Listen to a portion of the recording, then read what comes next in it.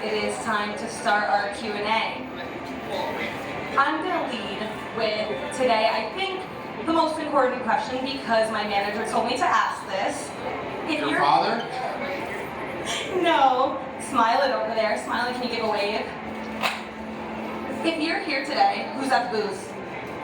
Say that again? If you're here today, who's in the booth? That's what she wanted to know. Michael Kay and John Flaherty are in the booth in Pittsburgh. It's much warmer here. The windows aren't open. All right, so question number 2. What was your favorite moment as manager of the New York Yankees and why? Well, my favorite moment has to be winning the World Series in 2009. I mean, it just doesn't get any better than that. I think about the team we had. We had so many great players. The infield was unbelievable. The rotation, the 3-man rotation, we had Mario and Rivera at the end. I think one of the unsung heroes of that World Series was Damaso Marte, who we weren't even sure was going to make the roster for the playoffs. He pitched so poorly in September. But that is the highlight of my managing career. Thanks, Joe. Guys, little side note here. Pay close attention to my questions because I will be allowing a few people from the crowd to ask the question, so we don't want to repeat, okay? So think about the question you have and maybe you'll get chosen. All right, next up. What was the biggest challenge managing in New York and how did you handle the pressure?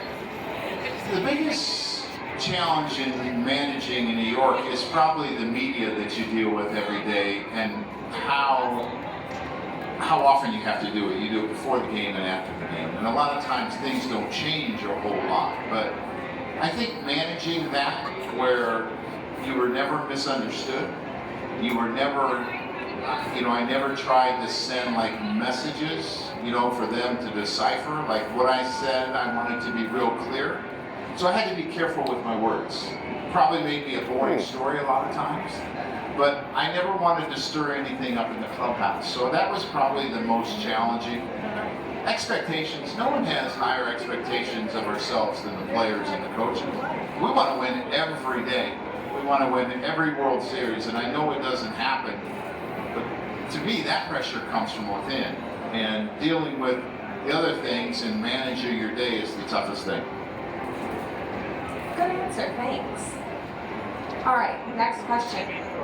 How do you balance analytics with traditional baseball instincts when making decisions? Okay, so they look at me now that I'm 60 years old and they call me old school, right? They used to make fun of me as Binder Joe because they thought I was too analytical. So it's funny to me. I use analytics as a roadmap. And sometimes when we take a route, we have to detour off that roadmap because there's some unseen things in front of you.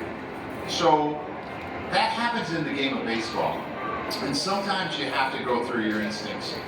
For example, if you know a starting pitcher, his numbers tell you that he starts to struggle between 75 and 90 pitches, then you're not going to pull him every time after 75 pitches.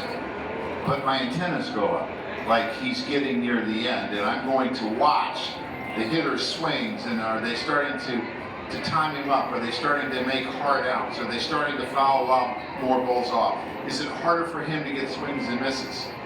That's what I used it. I used it as a roadmap. I also used it to pick like matchups, like who was a good matchup.